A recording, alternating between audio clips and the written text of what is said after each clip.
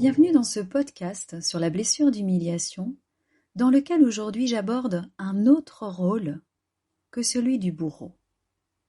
J'avais envie de vous parler du rôle de bouc émissaire. Lorsqu'une personne est victime d'humiliation, elle peut ressentir un fort sentiment de honte et de culpabilité, même si elle n'a rien fait de mal.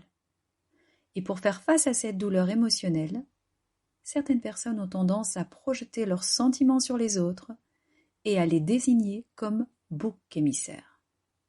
Ou c'est celui qui souffre de la blessure d'humiliation qui va prendre volontairement ce rôle pour se faire souffrir.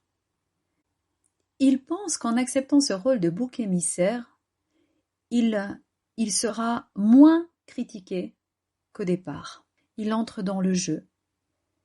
Et là, je fais référence au masque de masochiste. Il choisit de porter la responsabilité d'une situation difficile ou humiliante. Il est souvent désigné comme étant responsable de tous les problèmes alors qu'il n'y est pour rien.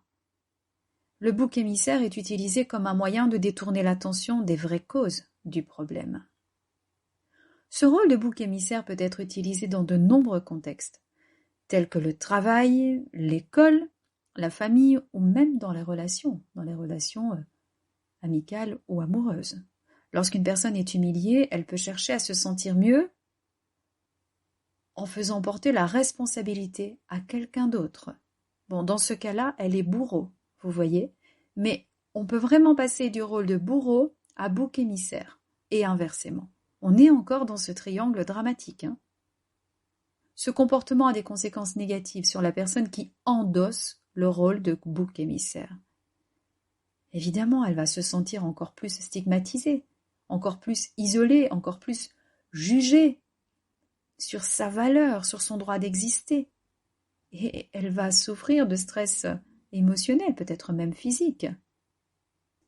Pour soigner la blessure d'humiliation, c'est important de prendre conscience de ce rôle de bouc émissaire et de s'abstenir de le pratiquer. Ou d'infliger ce rôle à quelqu'un d'autre, bien sûr.